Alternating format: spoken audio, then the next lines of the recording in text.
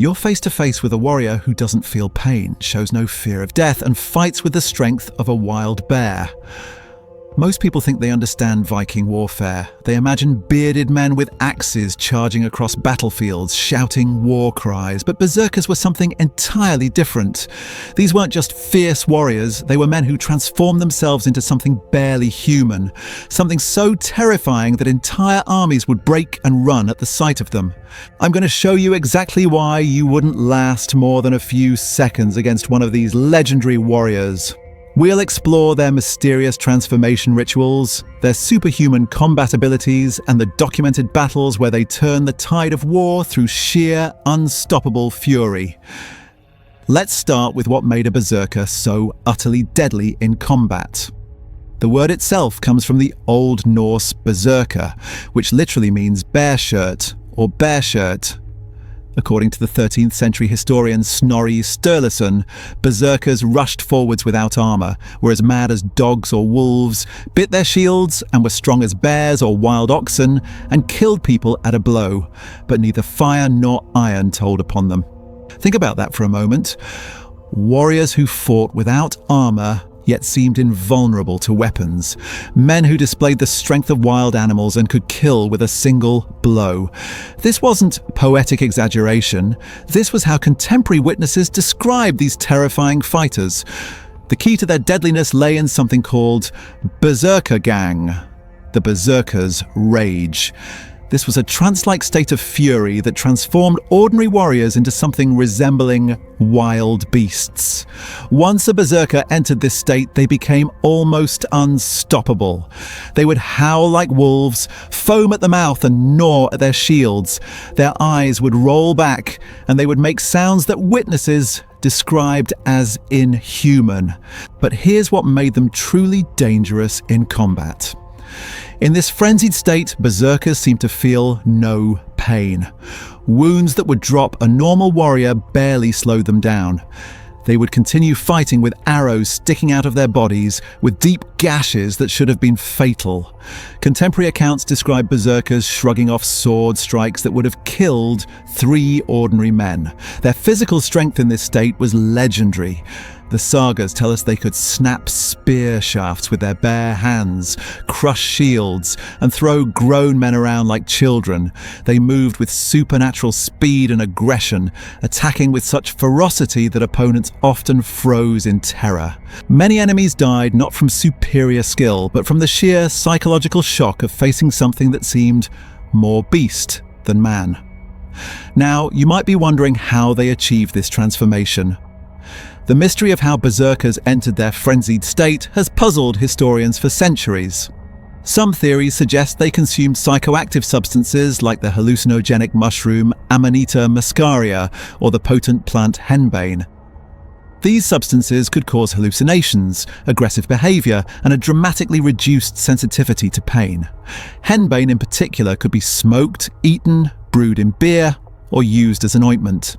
The effects came on quickly but left the user weakened and ill for days afterward.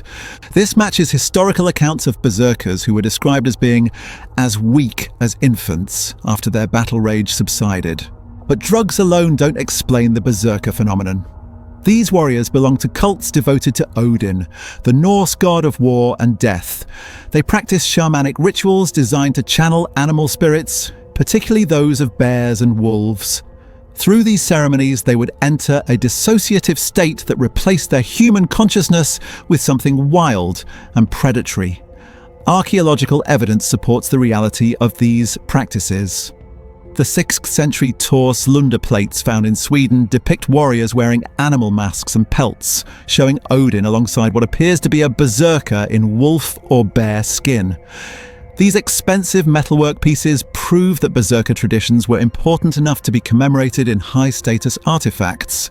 The transformation wasn't just psychological, it was physical too. Berserkers would dress in the skins of bears or wolves, believing this helped them channel the animal's spirits. They would practice ritual movements, mimicking the behavior of their chosen beasts. Some would spend years in the wilderness, living like animals to perfect their transformation. In actual combat, berserkers served as shock troops. They would lead Viking raids, charging ahead of the main force to break enemy lines. Their mere presence on the battlefield was a psychological weapon. Imagine being a medieval soldier armed with sword and shield when suddenly you hear inhuman howling from across the field. Then you see them, warriors in animal skins, moving with unnatural speed, making sounds like wild beasts, seemingly immune to the weapons that should stop them. Most armies would break before the berserkers even reached them. Those brave enough to stand and fight found themselves facing opponents who fought with no regard for their own safety, who felt no pain, and who attacked with strength that seemed superhuman. The berserkers would bite their shields, tear at their own faces, and work themselves into such a frenzy that foam would pour from their mouths. But what made them truly unstoppable wasn't just their physical prowess. It was their complete absence of fear. Normal warriors, no matter how skilled, still had self-preservation instincts. They would dodge, retreat, or hesitate when faced with mortal danger. Berserkers had no such limitations. They would charge directly into spear points, grapple with multiple opponents simultaneously, and continue fighting even when mortally wounded. The Battle of Stiklestad in 1030 gives us a glimpse of berserkers in action. While the specific details are debated by historians, accounts suggest berserker-type warriors participated in this brutal conflict between King Olaf II of Norway and an alliance of Norwegian nobles. Even if we can't prove every detail, one thing is certain. The psychological impact alone would have been devastating. Picture yourself as a medieval warrior at Stiklestad. You've trained with sword and shield, you know the tactics, you're prepared for battle. Then you hear it. That inhuman howling echoing across the battlefield. You see them coming, warriors in bearskins, moving with unnatural speed, their eyes rolled back, foam streaming from their mouths. Your training means nothing now. Your courage evaporates. Many of your fellow soldiers are already running, and you haven't even engaged the enemy yet. This wasn't random violence, it was calculated terror. Viking commanders understood the power of fear as a weapon. They would position berserkers at the front of their forces, specifically to break enemy morale before the real fighting began. A single berserker could rout dozens of regular soldiers simply by his presence and the reputation that preceded him. But what happened when berserkers faced opponents who didn't break and run? The sagas tell us they could overwhelm multiple enemies simultaneously. Their fighting style was completely unlike conventional warfare, where normal warriors used technique, strategy, and self-preservation. Berserkers relied on pure aggression and their apparent immunity to pain and fear. They would grab spears, thrust at them and snap the shafts, then use the broken wood as weapons. They fought with their teeth when disarmed, biting and clawing like wild animals. Witnesses described them continuing to fight with mortal wounds that would have killed ordinary men 3 times over. Some accounts tell of berserkers fighting on with their intestines hanging out, or with arrows protruding from their chests. The most terrifying aspect wasn't their strength or their apparent invulnerability, it was their unpredictability. A normal warrior follows patterns, uses recognizable techniques, and has predictable responses to threats. Berserkers threw all conventional combat wisdom out the window. They might suddenly drop their weapons to grapple bare-handed or charge directly into a wall of spears without slowing down. This made them nearly impossible to fight effectively. How do you defend against an opponent who doesn't follow any rules, who seems to feel no pain, and who attacks with the fury of a wild animal? Your sword techniques, your shield work, your battlefield experience, none of it prepared you for facing something that barely seemed human. The berserker phenomenon wasn't limited to a few legendary warriors. These were organized warrior cults that existed across Scandinavia for centuries. They had their own training methods, their own rituals, and their own code of conduct, if you could call it that. Young men would join these cults, dedicating their lives to perfecting the transformation from human to beast. But here's something that might surprise you. For all their fearsome reputation in battle, berserkers were often viewed as a menace to society.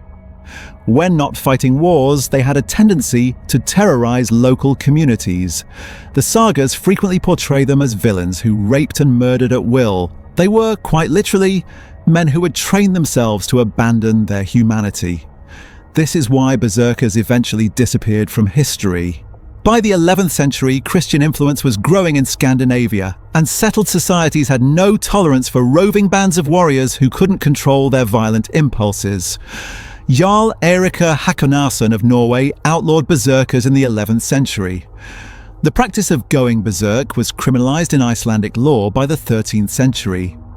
The Gragas law code specifically prohibited berserker gang, declaring that anyone who engaged in this behavior would be considered an outlaw subject to punishment. Christian priests condemned the practice as devil worship. Settled farming communities wanted protection from raiders, not employment for warriors who might turn on their hosts. As berserker cults were outlawed and disbanded, knowledge of their methods died with them. We'll never know exactly how they achieved their transformations or whether their legendary prowess was due to drugs, shamanic rituals, natural ability, or some combination of all three. What we do know is that for several centuries these warriors terrorized medieval Europe and left such an impression that their legend survives to this day. The last documented berserkers disappeared in the 12th century. With them went one of history's most fearsome warrior traditions. No army since has attempted to replicate what they achieved, the complete transformation of human soldiers into something resembling wild beasts. So could you survive against a Viking berserker? The honest answer is, probably not. Even trained medieval warriors, men who lived and breathed combat, often fled rather than face these terrifying opponents. Your modern fitness, your theoretical knowledge of fighting techniques, your confidence. None of it would matter when confronted with a warrior who had spent years learning to abandon his humanity and fight like a rabid animal. The Viking Berserker represents something unique in military history. Warriors who deliberately made themselves into monsters to become more effective killers. They paid the price for this transformation, becoming outcasts from civilized society, but for centuries they dominated battlefields across northern Europe through sheer, unstoppable fury. That's the terrifying reality of the Viking Berserker. Not Hollywood fantasy, but historical fact. Warriors so deadly that entire kingdoms banned them, so feared that their mere presence could win battles, and so inhuman that they ultimately destroyed themselves along with their enemies.